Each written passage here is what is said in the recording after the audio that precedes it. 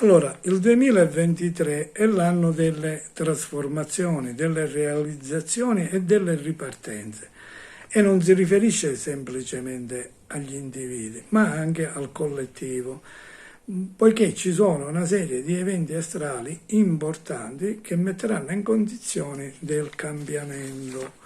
Andiamo a vedere questo cambiamento, che senso ha nella vita degli individui, delle persone, e andiamo a parlare dei vari segni, partendo dall'Ariete. Per l'Ariete è un momento veramente interessante.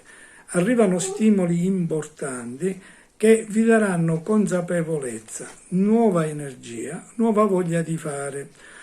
Per il Toro, invece, il Toro deve utilizzare la prima parte dell'anno nel riorganizzare, nel chiarire, e sarete in grado in questa maniera di trovare le scelte migliori possibili.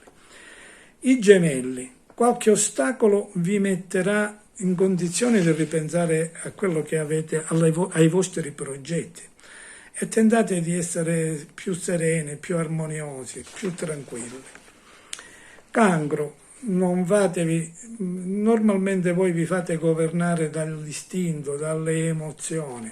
È arrivato il momento di cercare un po' di armonia, un po' di equilibrio, un po', diciamo, di serenità.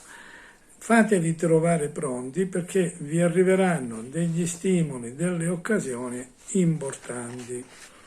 Leone, il Leone viene da momenti particolarmente difficili, ma se volete superarli, avrete l'occasione di farlo, lo dovete fare con ponderazione e consapevolezza. La Vergine ha bisogno di tagliare le cose inutili, acquisire maggiore sicurezza, e questo vi aiuterà nelle scelte, nelle soluzioni. Un anno sicuramente di grandi opportunità. Passiamo al segno della Bilancia. Per la Bilancia le parole d'ordine sono rifondare, sicurezza, serenità, armonizzare. È il compito che vi attende durante il 2023. Lo Scorpione viene da momenti di tensione, momenti un pochettino particolari. Meglio eliminare quelle cose che non vi servono più. Vi attendono grandi trasformazioni. È un periodo abbastanza tranquillo e sereno. Il Sagittario deve fare attenzione alla malinconia che la solitudine gli può provocare. E la stanchezza soprattutto. Avete bisogno di recuperare le vostre energie, che vi possono portare a soluzioni veramente simpatiche. Il Sagittario l'abbiamo detto, scusate, il Capricorno. L'anno del Capricorno è all'insegna di una energia nuova ritrovata. Tanta vitalità, tanta voglia di fare, tanta progettualità.